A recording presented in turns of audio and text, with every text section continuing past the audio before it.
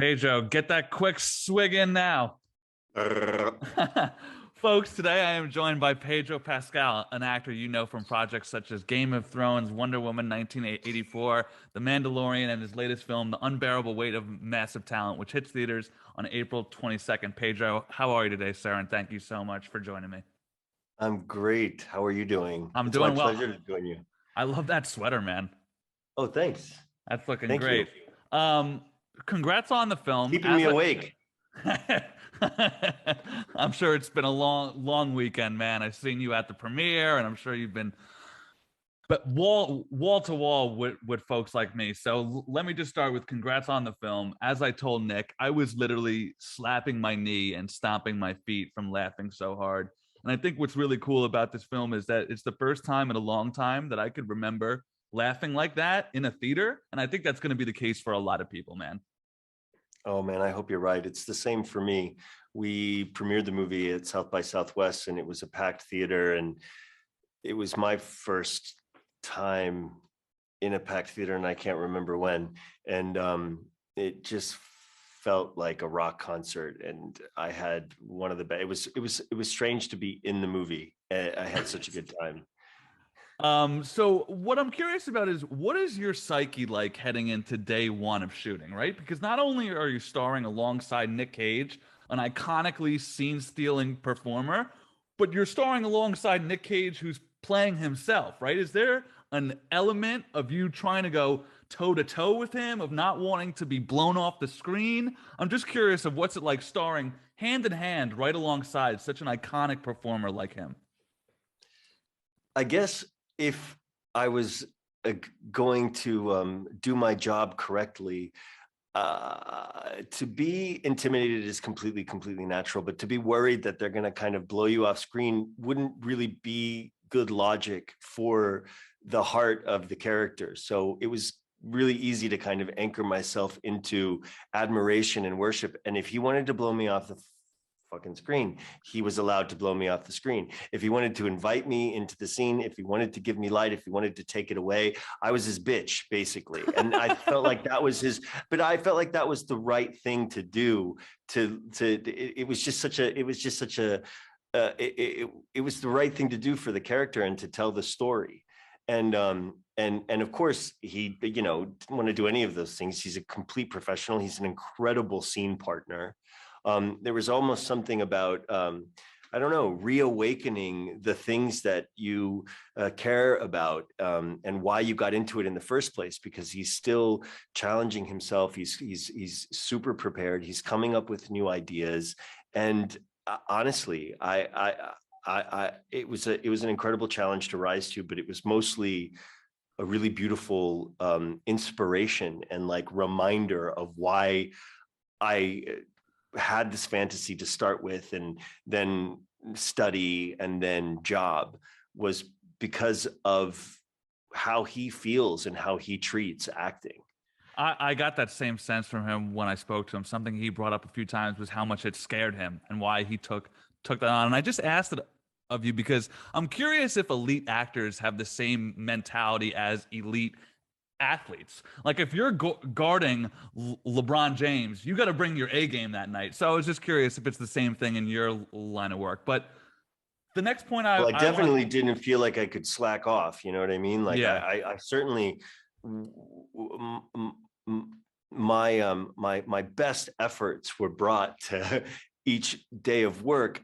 I guess what I mean to say is that it wasn't hard because I felt held. You know what I mean? Like, right, yeah. You have somebody. He was along for the ride with you. Absolutely. All you had to do was agree to dance. Right. Got you. So I am utterly fascinated by the arc of your career and your rise to stardom. I genuinely mean when I say I think you and your team are doing an incredible job of selecting projects and building momentum off each one. To that end, don't give my agents any credit. They don't deserve. They don't. That's all you. Let's not plug my agents in this. All right.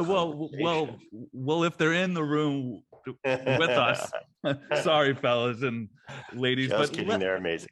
Let me just ask you, how do you go about choosing your roles, and what about this role drew you to it? Was there a portion of it being like, hey, everyone, check it out. I could do comedy too. Actually, my agent really, really loved this project, and he called me about it. I was at the airport.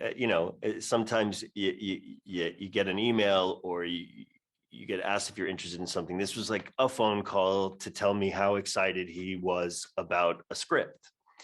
And then he told me what it was about, which I thought was hilarious. I read it. I read it that day, and and honestly, like I'm a big movie nerd. And if you just look at my timeline, and if at the age that I started to consume cinema, Nicolas Cage was just so much a part of it.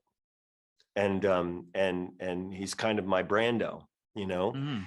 and and uh, and and within every kind of genre of movies, whether it's a comedy or low budget independent or something big and commercial or action or whatever, he was still bringing, these wild characters to life. So that was obviously the biggest draw to me. And then having lunch with Tom Gormican and Kevin Etten, and talking about Nicolas Cage, that was really that's all that we talked about. I felt like I may have known a little bit more than they did about his career, and that could be what got me the part. Was my true love of Nicolas Cage. Well, to that end, what did you learn from him that you'll take with you going forward in your work? I guess I would learn that, to just never stop caring, and to always keep learning and keep challenging yourself. I think that,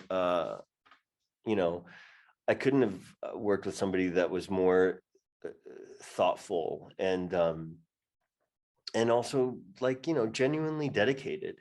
And it was sort of like the portrait of what I kind of dreamed about and what my greatest influence was, and to actually kind of see it executed in front of me, or for that to be my actual scene partner, kind of reminded me to not be lazy, to never get complacent, and that if you don't care, you can't do it. Right. So you always have to keep caring, and risking, and just, really putting everything that you have into it, no matter what, which I think he's done in every single type of movie he's ever made. Yeah. There's a scene where your character and Nick go through, let's call it an adventure through the town.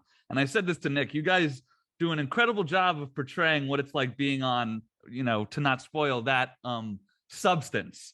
Were you drawing from any personal experience in that scene? And how did you go about crafting that part of your performance?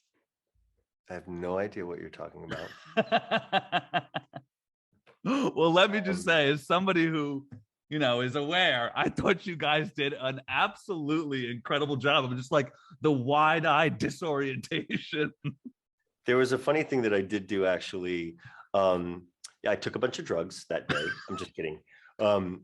I actually looked at, just out of curiosity, I went to YouTube, and somebody had kind of uh, tried to, at least as accurately as possible, create what the visual experience is, just to teach myself or refreshen my memory.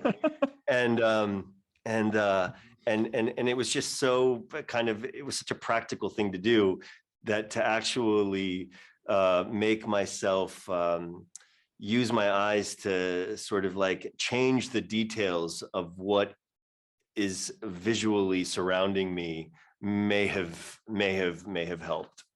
Man, you guys, it was a riot, an absolute riot. So thank you for that laugh. I genuinely mean that. You You're you you welcome. brought up when you got the script.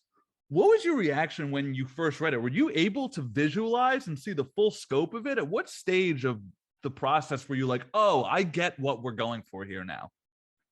I think the thing that I was most engaged by was how good the relationships in the movie were. The friendship between Nicolas Cage and Javi, and also Sharon Horgan and Lily Sheen, his family, and I just, and even, you know, his relationship to his agent. And I just really believed these relationships. I found them really engaging because, yes, the idea is fantastic, especially if you're a Nicolas Cage fan. You couldn't think of something better. But it wouldn't work if you didn't believe the relationships in the movie, and actually almost kind of forget about the meta aspect, and then just get invested and have a good time, which I think ultimately I didn't think they'd be able to pull off.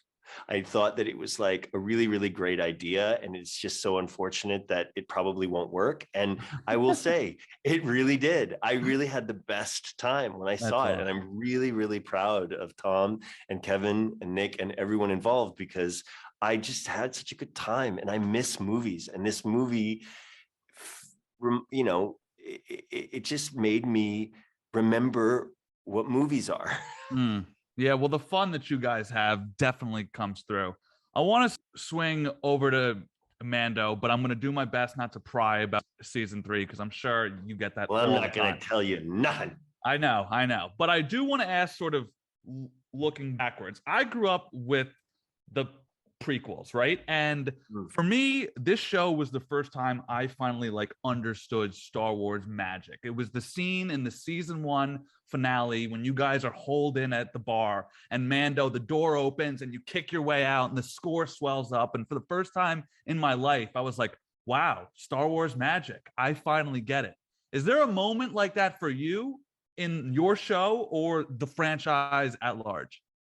Well, I was born in 75. So Star Wars is just part of my upbringing. The first films. And it was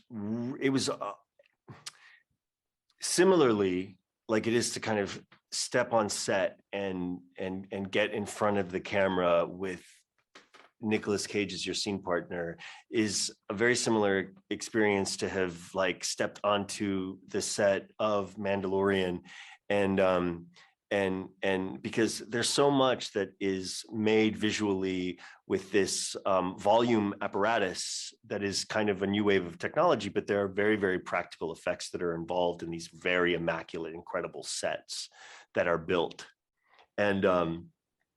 And yeah, it was like stepping into uh, uh, your own imagination that was so influenced by these first films that came out. And there couldn't be anything more bizarre and beautiful in that regard, you know, because it was so much a part of my childhood experience. Why do you think that this show has connected to fans in such a way? If the last 10 years have taught us anything about Star Wars, it's very hard to please a large portion of the base. What do you think that your show is doing well? I think it's really, really, I think it's really simple. I think it's just because John Favreau and Dave Filoni and everyone behind the show love uh, Star Wars so much, Yeah. Gotcha. and All take right. the time to actually like prioritize that love and to nurture that and to find the stories through something that's very close to their hearts. Similarly, just to plug this movie as well, as Tom and Kevin have done with like their love of Nicolas Cage, you know, Right. it's kind of what makes it work, is caring about it so much, so that you know, that translates. People can feel that. Right. Pedro, I have, like I said at the top, I have been fascinated by your arc these last few years. I think you've turned into one of the most likable, easy to root for movie stars that we have. I wish you all the best going forward, whether it be what? You're gonna make me cry. Oh, I I have a was like, did I hangover. offend him? Did I offend him? No, making me emotional. No, but seriously, man, I love your Very work. You kind. seem like such a great guy, and I can't wait to see all the stuff that you have for us in the next few years, sir. Thanks, man. Thanks so Thanks. much. Such a pleasure to talk to you. Thanks, Pedro. Take care, sir.